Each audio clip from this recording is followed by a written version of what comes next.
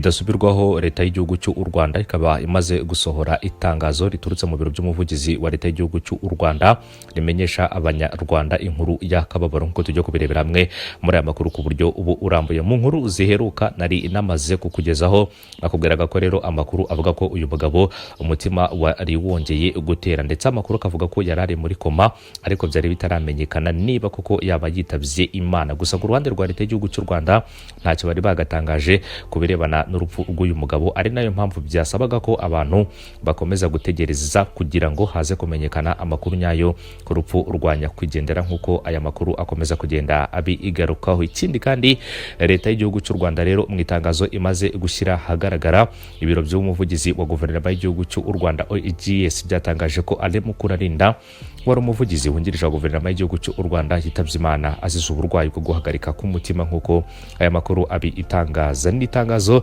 rimaze gushyirwa ahagaragara n'ibiro by'umuvugizi wa Leta y'igihugu cy'u Rwanda Inkuru Y'incamugongo yakoreraga kuri uyu wa gatanu ku itariki ya 4 Mata rigira riti rero tubabajwe no gutangaza urupfu rw'umuvugizi wa guverinoma wungirije bwana Inkuru Y'incamugongo.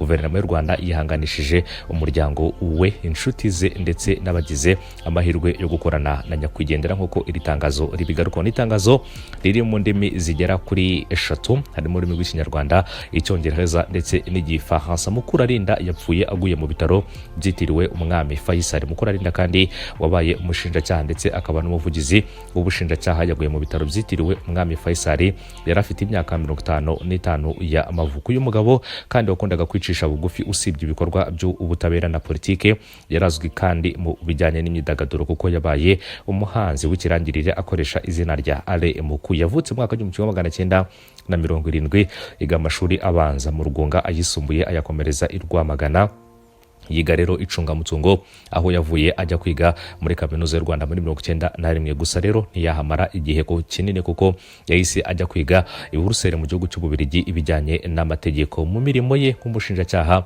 yaburanye imanza zikomeye mu gihugu zirimo n'iz'abakoze ibyaha bya jenoside yakorewe Abatutsi. Inkuru Y'incamugongo azibukirwa rero kuba yari umuntu wakundaga gusabana ndetse no gutera urugwenya. Ikindi kandi yakundaga umupira cyane, dore ko ngo yaranafite ikipe y'abato. Numwe rero bahimbye indirimbo y'ikipe y'igihugu yitwa Tsinda Batsinde, ndetse kandi yahimbye n'izindi ndirimbo nyinshi zagiye zikundwa z'amakipe atandukanye ya hano mu gihugu cy'u Rwanda, harimo amakipe nka APR, akaba ari imwe mu yo yahimbiye indirimbo. Kubirebana n'uyu mugabo yitabye Imana rero aguye mu bitaro byitiriwe umwami Faisal, nakomeje kubigaruka aho azize rero indwara yo guhagarara ku umutima. Ibirebana rero n'amakuru yari yashyizwe ahagaragara avuga ko yaba yishwe na stroke ntago ari byo, ni mu gihe rero bivugwa ko umutima rero ari wo wabashije kuba wamuhitana. Nta kindi twavuga muri aka kanya, nta kindi dushobora kuba twarenzaho ku rupfu rwa nyakwigendera, usibye rero kuvuga ngo Imana imuhe iruhuko ridashira ku birebana n'uyu mugabo. Ikindi kandi akomeze aruhuke mu mahoro. Byinshi bitandukanye byaba byakomeje kujya ahagaragara, speculation nyinshi zitandukanye ku rupfu rwe zakomeje kujya ahagaragara zivuga ibitandukanye n'ibindi, ariko by'umwihariko rero amakuru nyayo akaba amaze gushyirwa ahagaragara nk'uko Leta y'igihugu cy'u Rwanda ibisohoye mu itangazo ishyize ahagaragara. Nta kindi rero gikurikiraho usibye kuzategereza umunsi wo kuzaherekeza nyakwigendera mu cyubahiro rero agashyingurwa, cyane cyane ku birebana n'uyu umugabo wakoze mu bikorwa bitandukanye, yabaye umunyamategeko, koze mu butabera. Ikindi kandi yari umuhanzi unakomeye, yafashije abahanzi batandukanye. Ikindi kandi yakoze n'indi mirimo itandukanye, azibukirwa kuri byinshi bitandukanye rero, by'umwihariko dore ko asize ibihangano. Byavuga ko rero umuhanzi apfa ariko ibihangano bye ntago bipfa nk'uko bakomeza kugenda babigaruka. Mu yandi makuru reka twerekeze muri Repubulika ya Demokarasi ya Kongo. Leta Zunze Ubumwe za Amerika zijeje gutanga umusanzu mu gukemura amakimbirane mu burasirazuba bwa Repubulika ya Demokarasi ya Kongo. Kuri uyu wa 4 kandi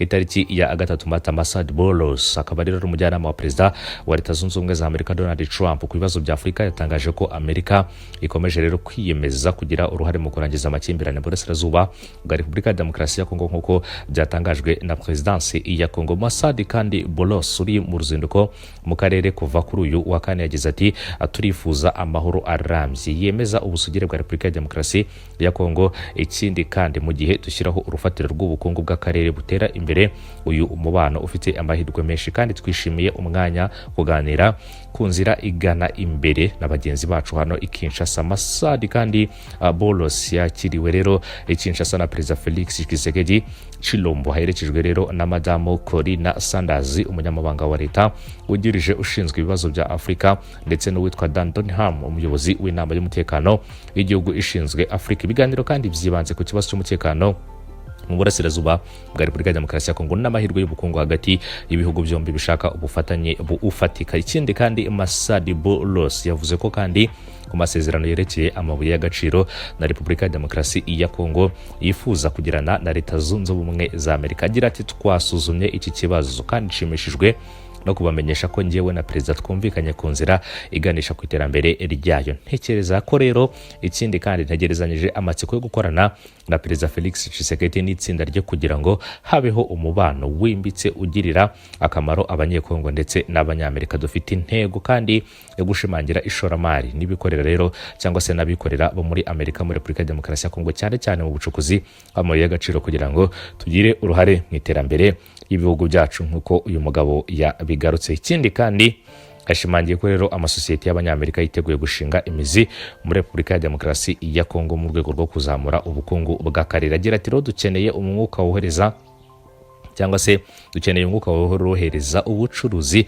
kugira ngo tugere kuri iyo ntego. Mwizere ko ubucuruzi bw'abanyamerika bukorera rero mu mucyo kandi bizazamura ubukungu bw'ahangaha. Birimo kandi ishoramari rya miliyari nyinshi z'amadolari ya Leta Zunze Ubumwe za Amerika, harimo guhanga imirimo, guhererekanya ubumenyi ndetse no gushora mu bikorwa remezo. Ntabwo rero iterambere ry'ubukungu rishobora kubaho nta mutekano. Uruzinduko kandi mu karere bivuga ko rugamije guteza imbere amahoro n'ishoramari. Masadi Bolos n'itsinda rye rero bazarukomereza mu Rwanda, Kenya, Uganda, aho rero azahura n'abakuru b'ibihugu n'abayobozi mu bucuruzi. Ibihugu rero bivuga ko uyu mugabo yateye utwatsi byo kuzajyamo harimo nk'ibihugu nka South Africa, aho rero naho byateganyaga gashobora kuzajya, ariko amakuru akavuga ko atazagera yerekeza muri ibyo bihugu. Numwe rero mu bagabo bari bitezwe cyane muri Repubulika ya Demokarasi ya Kongo, ariko by'umwihariko bishimangira rero inzira y'ibiganiro yari iherutse kuva mu minsi ishize hagati ya Leta Zunze Ubumwe za Amerika ndetse na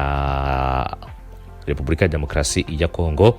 Ikaba rero ari imwe mu nzira yavugaga rero byinshi bitandukanye birebana n'uyu mugabo, ariko by'umwihariko kandi akaba ari amakuru ajyanye na byinshi rero bitandukanye birimo ishoramari n'iterambere, cyane cyane kuri Leta Zunze Ubumwe za Amerika ndetse na Repubulika ya Demokarasi ya Kongo. Kugeza kuri ubu ngubu rero Kongo ikaba iri mu nzira nziza rero yo kuba yakemura ibyo bibazo cyane cyane birebana n'umutekano, ariko by'umwihariko nanone Kongo ikaba ibigaragaza ko rero Leta Zunze Ubumwe za Amerika ari umwe mu bafatanyabikorwa bayo bashyizwe rero imbere mu kugaragariza ndetse no gukemura ibyo bibazo mu buryo burambye, nk'uko aya makuru akomeza kugenda abigaruka. Reka rero dukomeze turebere hamwe icyo ubufatanye buzakemura ndetse n'icyo buzazanira Kongo muri rusange mu buryo ugezweho cyangwa mu buryo navuga bwo kuzamura ishoramari, ariko by'umwihariko mu kurebera hamwe uburyo ikibazo cy'umutekano cyakemuka. Ntekereza ko rero Leta ya Kongo zimwe mu mpamvu zikomeye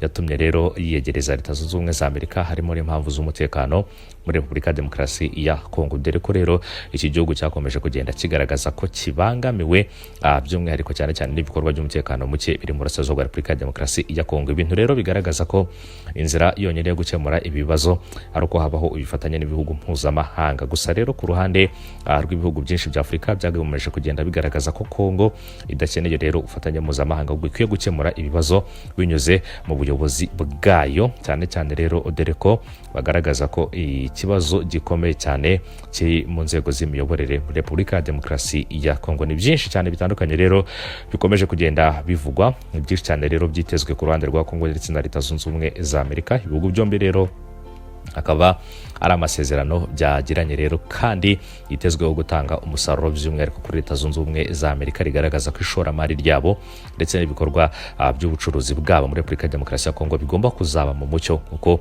bikomeza kugenda bigaruka. Uyu mugabo rero akaba anategerejwe mu gihugu cy'u Rwanda, aho rero ategerejwe kugira ngo azagire byinshi aganira n'umukuru w'igihugu cy'u Rwanda cyangwa se n'inzego zitandukanye hano mu gihugu cy'u Rwanda. Mu bihugu nka Uganda arategerejwe, no mu bihugu nka Kenya by'umwihariko rero akaba ari umwe mu bashinzwe aka karere, ndetse ikindi kandi Leta Zunze Ubumwe za Amerika ukabona ko zishishikajwe no kugira ngo aka karere rero kaboneke amahoro, ariko by'umwihariko n'ibindi bikorwa bitandukanye biboneke muri aka karere, birimo rero ibikorwa by'iterambere, ubucuruzi, ishoramari ndetse n'ibindi byose mu kugerageza rero kubaka umutekano, ariko by'umwihariko tunubaka rero ubukungu n'inzira zabwo muri aka karere k'ibiyaga bigari. Kamashimire, umunsi mwiza.